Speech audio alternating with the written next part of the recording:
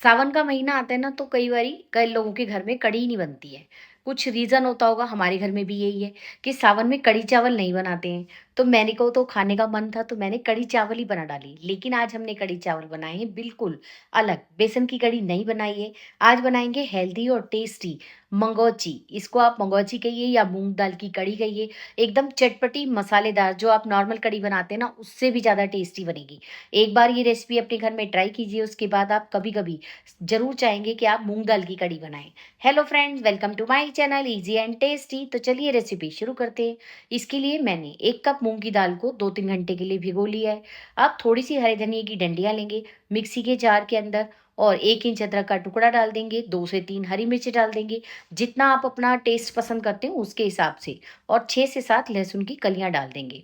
ये तैयारी हम सारी पकौड़ी के लिए कर रहे हैं। मूँग दाल की कढ़ी में हम पकौड़ियाँ भी मूँग दाल की डालेंगे। आज से पहले आपने ये रेसिपी इस तरह से कभी भी नहीं देखी होगी, तो आप ये रेसिपी एक बार ज़रूर ट्राई कीजिएगा। आधा चम्मच जीरा, आधा चम्मच सौंफ, आधा चम्मच के लगभग साबुत धनिया और 10-12 काली मिर्च डाल देंगे, 3-4 लौंग डाल देंगे। बहुत बढ़िया चटपटी और मसालेदार हमारी पकौड़ियाँ बन के तैयार होंगी। अब सारे मसालों को बिल्कुल बिना पानी डाले हमने ये दरदरा करके पीस लिया है। ये देखिए कैसा दरदरा सा इसका पेस्ट बन गया है। अब जो मूँग की दाल मैंने भिगो के रखी थी, टोटल मैंने 1.5 कप मूँग की दाल भिगोई है। 1 कप मूँग की दाल से मैं पकौड़ियाँ बनाऊँगी और वो नाश्ते के भी काम आ जाती हैं, और आधा कप मूँग की दाल की हम कढ़ी बनाएँगे। इस कढ़ी में हम बेसन का इस्तेमाल बिल्कुल भी नहीं करेंगे, बिल्कुल अलग तरह से ये कढ़ी बनाई है, तो आप ये रेसिपी अपने घर में ट्राई ज़रूर कीजिएगा। अब इस बात का ध्यान रखना है, क्योंकि हम पकौड़ियों के लिए बैटर पीस रहे हैं ना, तो इसमें हमें बिल्कुल भी पानी नहीं डालना और बिल्कुल इसका एक दरदरा सा पेस्ट बना लेंगे।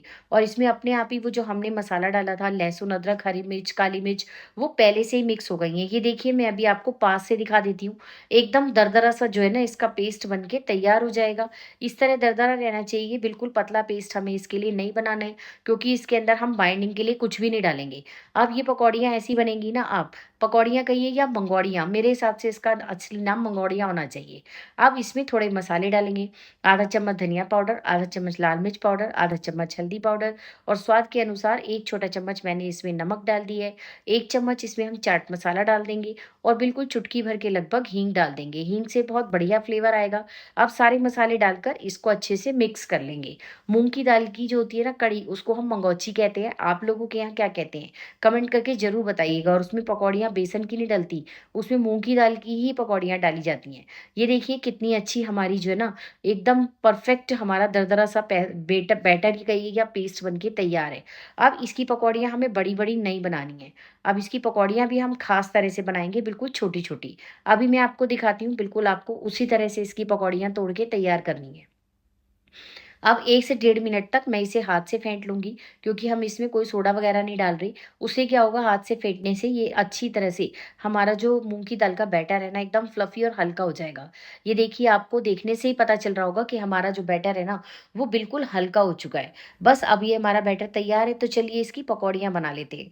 साथ में मैंने बहुत टेस्टी-टेस्टी 2-3 चीज़ें और बनाई हैं, तो पूरी रेसिपी ध्यान से देखिएगा और उसके बाद आपको ये रेसिपी बहुत पसंद आएगी। ये देखिए, बस इतनी छोटी-छोटी जो है वो हमको पकौड़ियाँ बनानी है। इतनी देर इसका बैटर को हम रेस्ट करने देंगे। इतनी देर ये देखिए आधा कप के लगभग मूँग दाल मैंने और भिगो रखी थी। जो मिक्सी के जार में हमने पकौड़ी के लिए मूँग की दाल पीसी थी ना, उसी में हम ये मूँग की दाल और आधा कप भी डाल देंगे और थोड़ा बहुत पानी जो दाल को भिगोने में यूज़ किया था वही डाल के अब हमें इसका बिल्कुल फाइन पेस्ट बनाना है। देखने में ही आपको लग रहा होगा बेसन के पेस्ट जैसा, लेकिन ये मूँग की दाल का पेस्ट है। अब आधा लीटर के लगभग मैंने मट्ठा लिया है। इस मट्ठे के अंदर ये जो हम मूँग की दाल का पेस्ट मिला देंगे। अब आप इसकी जगह दही भी ले सकते हैं। अगर आप दही लें तो 1 कप दही लें और उसके अंदर 2 कप पानी और डाल दें। पर अभी इसमें पानी खूब सारा और जाएगा, क्योंकि मूँग की दाल को जैसे-जैसे हम पकाते जाएँगे ना, वो काफ़ी फूलेगी। तो मैंने इसमें 2 कप के लगभग पानी और डाल दिया है। आप पूरे मट्ठे का इस्तेमाल कर सकते हैं, लेकिन ये मट्ठा 1 या 2 दिन पुराना था, तो हल्का-सा खटास पे था। इसलिए मैंने ज़्यादा मट्ठे का इस्तेमाल नहीं किया है, ताकि हमारी कढ़ी जो है ना, वो बिल्कुल मंगोची बढ़िया परफेक्ट बनी। अब इसमें 1 टीस्पून हम धनिया पाउडर, हाफ टी स्पून के लगभग हल्दी पाउडर डाल देंगे, हाफ टी स्पून ही लाल मिर्च पाउडर डाल देंगे। अगर आप चाहें तो कश्मीरी लाल मिर्च भी डाल सकते हैं। हाफ टी स्पून के लगभग मैंने इसमें नमक डाल दिया है। सारे मसाले हम कढ़ी में पहले से ही डाल देंगे। वैसे इस कढ़ी को ना बिल्कुल हल्के मसालों के साथ बनाया जाता है। तो आप देखिएगा, ना तो मैंने इसमें अमचूर का इस्तेमाल किया है, ना मैंने इसके अंदर गरम मसाले का इस्तेमाल किया है और ना ही कसूरी मेथी का। बहुत कम मसालों से बनने वाली ये बहुत ही टेस्टी और लाजवाब रेसिपी है। आप अगर अपने घर में एक बार बनाएँगे तो उसके बाद आप अक्सर ये बनाना चाहेंगे। अब ये हमारा कढ़ी के लिए बैटर जो है ना, मंगोची के लिए बैटर बनकर तैयार है। इसको भी हम 10 मिनट तक फूलने के लिए रख देंगे। इतनी देर हम अब जो अपना बैटर हमने पकौड़ी के लिए बनाया है उसको चेक कर लेते हैं। मैंने कढ़ाई के ऊपर तेल गरम करने के लिए रख दिया था। अब तेल तेज गर्म है। इसके अंदर हम बिल्कुल छोटी-छोटी पकौड़ियाँ तोड़ते जाएँगे। अगर आप ये वाली पकौड़ी बड़ी बनाएँगे ना, तो वो खाने में उतनी अच्छी नहीं लगेंगी। ये बिल्कुल ऐसे लगता है जैसे हम मूँग दाल बड़ियाँ बनाते हैं ना, बिल्कुल अभी आप ये देखिएगा फ्राई होने के बाद ये देखने में आपको ऐसे ही लगेंगी, जो हमारी बाज़ार से हम मूँग की दाल की बड़ियाँ बनाते हैं, उनको सुखाते हैं और फिर उसको साल भर के लिए स्टोर करते हैं। ये आप इंस्टेंट मूँग दाल बड़ी बना सकते हैं, ना तो इसे स्टोर करने की ज़रूरत है और ना ही कोई झंझट। सिंपल बस दाल भिगोइए, पीसिए और फटाफट से फ्राई कर लीजिए। अभी इतनी ही कुरकुरी, जितनी क्रिस्पी वो बढ़िया बनती है ना, उतनी करारी और क्रिस्पी ये बढ़िया बनेंगी। और मसाले तो हमने बढ़िया-बढ़िया इसके अंदर डाले ही हैं। आप सबको मेरी रेसिपीज़ अच्छी लगती हों तो चैनल को लाइक, शेयर और सब्सक्राइब ज़रूर कीजिएगा और बेल आइकन भी प्रेस कीजिएगा, ताकि जितनी भी मैं रेसिपीज़ अपलोड करूँ उन सबका नोटिफ़िकेशन आपको सबसे पहले मिल जाए और आप सबसे पहले जाकर वो सारी की सारी रेसिपीज़ को देख पाएँ। अब धीरे-धीरे करके मैंने सारी वड़ियाँ जो है ना मूँग दाल की, वो अच्छे से इसके अंदर तोड़ दी हैं और ये देखिए कितना छोटा साइज़ था। मैंने बिल्कुल छोटी-छोटी बनाई हैं, लेकिन क्योंकि हमने बैटर को एकदम फ्लफ़ी कर लिया है ना फेंट के, तो अच्छी बिल्कुल फूली-फूली वड़ियाँ बनेंगी, ऊपर से एकदम क्रिस्पी और अंदर से एकदम सॉफ्ट बढ़िया बन के तैयार होंगी। इसको हम अच्छे से बिल्कुल गोल्डन होने तक अच्छे से फ्राई कर लेंगे और उसके बाद इनको एक प्लेट में निकाल लेंगे। बाकी बची हुई जो मंगोड़ी है ना, वो भी मैंने इसी तरह से फ्राई कर ली हैं, क्योंकि ये मंगोड़ियाँ बनती ऐसी हैं कि नाश्ते के लिए भी बहुत बढ़िया लगती हैं, एकदम कुरकुरी और क्रिस्पी। ताज़ा बढ़िया बनाकर आप चाय के साथ खाइए, किसी को भी खिलाएँगे ना, तो उसको खाने में बहुत ज़्यादा टेस्टी लगेंगी। ये देखिए अच्छे से हम वो बड़ी को फ्राई करते-करते मुझे 3 से 4 मिनट हो गए और ये अच्छे से सुनहरी हो गई हैं। अब सारी वड़ियाँ मैं इसी तरह से निकाल लूँगी और उसके बाद हम बाकी की जो मंगोचियाँ हैं ना, उनको भी इसी तरह से फ्राई कर लेंगे। ये देखिए एकदम लाल सुनहरी हमारी वड़ियाँ फ्राई होके तैयार हैं और बाकी का जो दूसरा बैच था ना, वो भी मैंने इसी तरह से फ्राई कर लिया है। आप इनको 1 से 2 दिन तक स्टोर भी कर सकते हैं, पर ये इतनी टेस्टी लगती है ना कि आप बनाते ही खत्म हो जाएँगे। अब बाकी का मैंने एक्स्ट्रा ऑयल निकाल दिया है और बचे हुए तेल के अंदर मैंने आधा चम्मच के लगभग सरसों के दाने, आधा चम्मच राई डाल दिए। अब हम इसके अंदर कढ़ी को छौंक देंगे। आधा चम्मच ही इसके अंदर हम दरदरी पीसी हुई सौंफ डाल देंगे, आधा चम्मच के लगभग जीरा, आधा चम्मच मेथी दाना डाल देंगे। इन सब मसालों से कढ़ी का बहुत ही बढ़िया टेस्ट आएगा। ये देखिए आधा चम्मच मैंने बिल्कुल थोड़ा-थोड़ा डालना है, क्योंकि इस वाली कढ़ी के अंदर बहुत कम मसालों का इस्तेमाल किया जाता है। तो बिल्कुल थोड़े-थोड़े मसाले हमें डालने हैं। 1/4 टीस्पून के लगभग हम इसके अंदर हो हींग डाल देंगे। हाफ टी स्पून बिल्कुल मैंने थोड़ा-सा धनिया और थोड़ा-सा जीरा, थोड़ा-सा दरदरी पीसी हुई सौंफ डाल दी है। बस ये सारे मसाले बिल्कुल लो फ्लेम पर जब भुनने लगेंगे, तो 2 सूखी लाल मिर्चें डाल देंगे, ताकि बिल्कुल कढ़ी का एकदम बढ़िया से लुक भी आए और देखने के बाद खाने के बाद तो कोई नहीं बता पाया कि हमने कढ़ी मूँग की दाल से बनाई है। अब 2-3 लहसुन की कलियाँ थी, उनको बिल्कुल बारीक चॉप किया है और वो डाल दिया है। थोड़ा-सा लहसुन मुझे बाद में भी डालना है, इसलिए अभी मैंने सिर्फ़ 2-3 कलियाँ डाली हैं। अब हम इसके अंदर डाल देंगे एक कड़ी पत्ता जो होता है ना, 1 स्टिक मैंने डाल दी है। मुझे इस तरह से डाल के बहुत अच्छा लगता है। और एक मीडियम साइज़ के प्याज़ को मैंने बिल्कुल बारीक-बारीक चॉप किया था। प्याज़ जब तक सुनहरा होएगा तब तक हम इसको अच्छे से भून लेंगे। इतनी देर देखिए ये कढ़ी का बैटर जो है ना हमारा मंगोची का, वो भी हमारा तैयार है। बार-बार मुँह से कढ़ी निकलता है, क्योंकि नॉर्मली हम कढ़ी चावल बनाते हैं, लेकिन एक्चुअली में इसका नाम मंगोची होता है। आप इसको अपने एरिया में क्या बोलते हैं, या आपने ये कभी रेसिपी ट्राई की है? और अगर आप मेरी रेसिपी देखकर ये रेसिपी ट्राई करें, तो प्लीज़ कमेंट करके ज़रूर बताइएगा कि आपको ये रेसिपी कैसी लगी।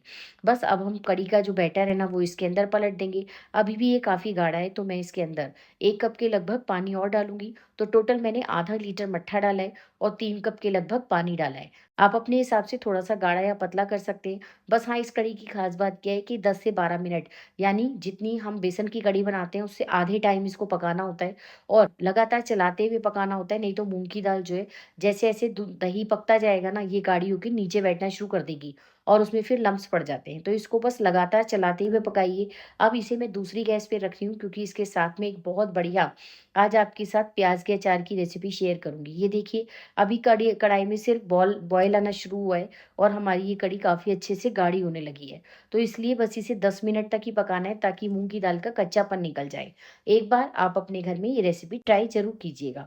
हम सावन के दिनों में यानी मानसून के मौसम में आमतौर पर बाई-बादी की या गैस की वजह से कढ़ी नहीं बनाई जाती, तो आप मंगोची आराम से बना सकते हैं। बिल्कुल हल्की रहती है, खाने में टेस्टी लगती है। अब इतनी देर कढ़ी पक रही है, इतनी देर एक खास अचार बना लेते हैं, इंस्टेंट प्याज का अचार।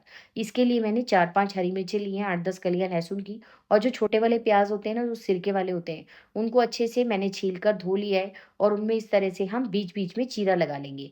हमें ये चीरा देखकर ध्यान से बिल्कुल आधे तक लगाना है ताकि हमारी मसाला सारा इसके अंदर बहुत अच्छे से चला जाए। मतलब मेरे मुँह में तो अभी भी पानी आ रहा है, इतना टेस्टी अचार बन के तैयार हुआ था और आप इसे हफ़्ते 10 दिन तक आराम से रख सकते हैं। ये अचार बिल्कुल भी खराब होने वाला नहीं है। हाँ, अगर आप प्याज़ नहीं खाते हैं तो आप हर चीज़ में से प्याज़ और लहसुन को स्किप कर सकते हैं। अब इसमें आधा चम्मच के लगभग मैंने हल्दी पाउडर डाल दिया है, आधा चम्मच ही मैंने इसमें लाल मिर्च पाउडर डाल दिया है और 1 चम्मच के लगभग नमक डाल देंगे। थोड़ी-सी कश्मीरी लाल मिर्च पाउडर डाल दिए ताकि बहुत अच्छा-सा कलर आ जाएगा। अब इसके अंदर हम 2 टेबलस्पून के लगभग सिरका डाल देंगे।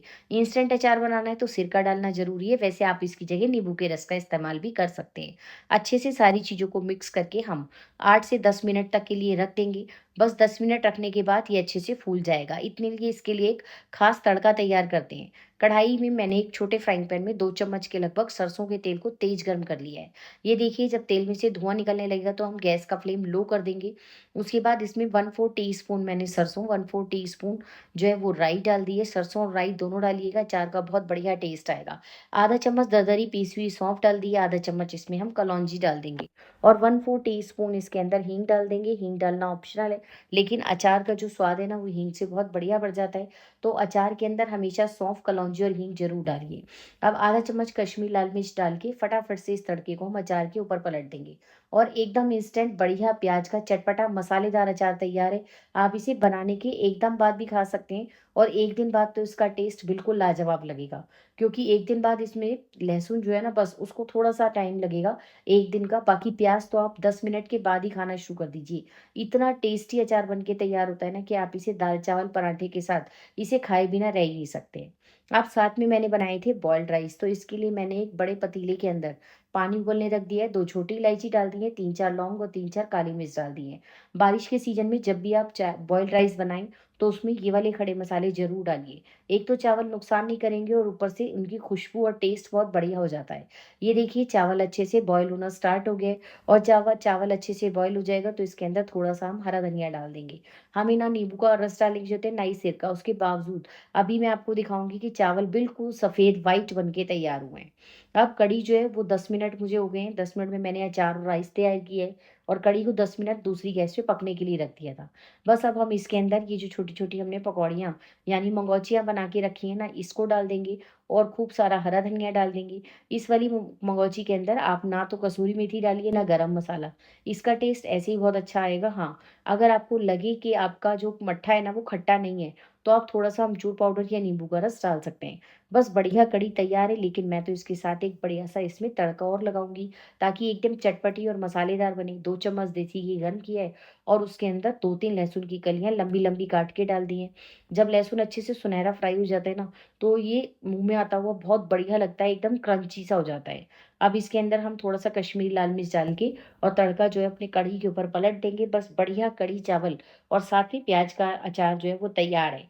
खाने की ऐसी प्यारी टेस्टी थाली मिल जाए तो उसके बाद कोई और क्या ही खाना चाहेगा। अभी मैं आपको दिखाऊँगी, ये देखिए कितना अच्छा हमारा प्याज का अचार बनके तैयार हो गया है। तो चलिए थाली को सर्व कर लेते हैं। आप सबको रेसिपी तो अच्छी लगी होगी और अगर पसंद आ गई हो तो चैनल को लाइक, शेयर और सब्सक्राइब कर लीजिएगा और साथ इस तरह की रोज़-रोज़ नई-नई रेसिपी देखते रहने के लिए चैनल के साथ ज़रूर बने रहिए। ये देखिए, आप चावल का रंग देखिए, एकदम सफ़ेद है ना, जबकि ना तो हमने इसमें सिरके का इस्तेमाल किया है और ना ही हमने इसके अंदर नींबू के रस का। और प्याज का अचार एकदम चटपटा मसालेदार है और मसाले कितने अच्छे से इसके साथ लिपटे हुए हैं। बहुत ही बढ़िया कढ़ी चावल के साथ इसका बहुत ही बढ़िया टेस्ट आएगा और आपको इसके साथ किसी सलाद वगैरह की भी ज़रूरत नहीं पड़ेगी। ये देखिए साथ में बढ़िया एकदम पकौड़ियाँ जो हैं वो कढ़ी में डालने के बाद और भी अच्छे से फूल गई हैं।